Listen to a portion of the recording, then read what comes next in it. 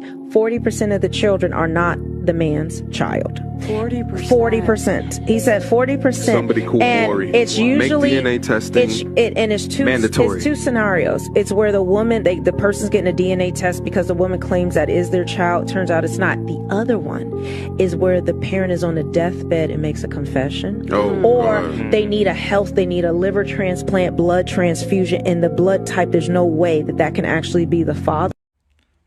40%.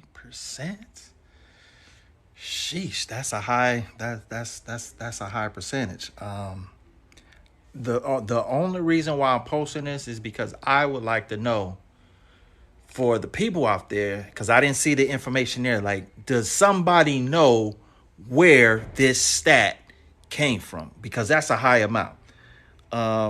We see it all the time where guys, they actually go and swab the kids and get DNA tests, and they come to find out that the kid is not theirs, but they're still on child support. So I'm just posting this because I need some help. I need some help. Can you please help me find where the stat is on this video? Childsupportisfraud.com, but you already know, take care of them kids though, because this ain't never no get out of jail free card. Let's get it. Shout out to my guy Rimble. Anywhere from 5 to 30% of the general population, men are raising and paying for children that are not theirs and don't know. According to the American Association of Blood Banks, between 25 and 30% of the males who are accused of being the father, they take a paternity test and find out they did not do it. Are you for mandatory DNA testing at birth? I am absolutely on record as saying that if we want to prevent the problem of having men challenge paternity later down the road, is then let's apply a proactive solution. Automatic DNA testing at birth would work to help two things. One, we would assure that the right parents were named on the birth certificate.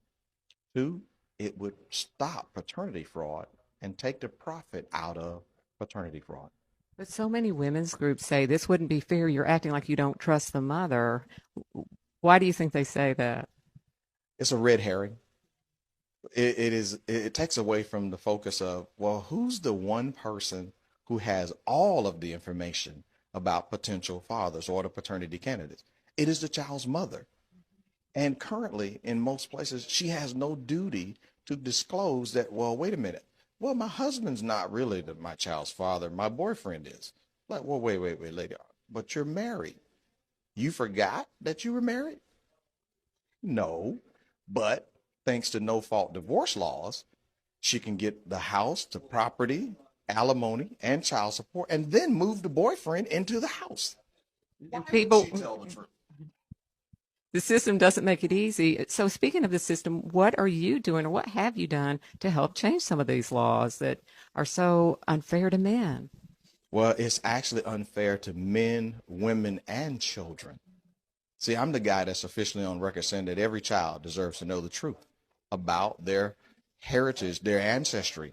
And you can't do that when you only rely on verbal representations, just take somebody's word for it. Oh, yeah, that's your dad. Yeah, but he looks like the FedEx guy. Oh, no. Well, actually, it could be the milkman. Well, no, we no longer have a milkman. But here's the problem.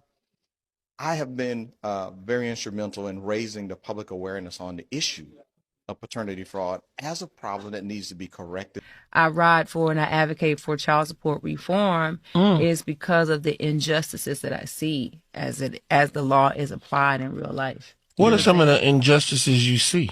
So, like, I have a client that's the one that I've been really talking about a lot lately. So I have a client, one of my client's cases, he is currently still paying child support or has an obligation to pay back child support for a child that has been determined that is not his by DNA evidence. And we had our day in court. We lost because we did not file our suit timely. That's the only reason why it was thrown out, because we did not file our suit before the expiration of the statute of limitation. So for herefore and forevermore, he will be on the hook for paying over $40,000 in back child. Hell no. That's Christopher Crump. Christopher Crump. So, yeah, this is a wild case to me because this guy, they proved that he was not the father, and then the DNA test results got lost. Family, listen to what I'm saying. The state claims that they lost the DNA results. They lost the results where they determined paternity. And then they said that he waited too long to prove that he wasn't the father. Yeah. There's a 4-year statute of limitation. Yeah. That he had to So file. ain't nothing you can do? There's absolutely nothing that can be done. Oh, that's bullshit. Yeah. There's absolutely nothing that. Now, the only thing, according to the state law right now, that's a remedy left for him, he can file a petition to have his parent-child relationship terminated. And what that would do for him is that, because when you owe back child support, there's arrears. There's interest that accrues 6% at this point. And so if we file the petition to terminate the parent-child relationship, then it will stop the arrears from accruing on the $40,000 that he has. But it won't wipe away what he has, what he owes currently. And where does the interest go to? I'm sorry? Go ahead, Willie. Where does the interest go? Who gets the interest? I don't know. I'm assuming it go back to the state. The courts, yeah. A guy goes to Afghanistan for 13 months. And his wife gets pregnant and has a new son. He says that's not possible. So he files for divorce while he's away, open and shut, right? He's not going to have to pay child support. It's all going to be fine, right? Not true. There's this doctrine called the Lord Mansfield Doctrine, and it's based on Old English common law. And what that doctrine said essentially is that unless the man was away on the high seas or otherwise his equipment didn't work, he is presumed to be the father of every child that his wife has while he's married to her. But now there's been somewhat of a perverted twist to the thing by the states that support the marital presumption of paternity.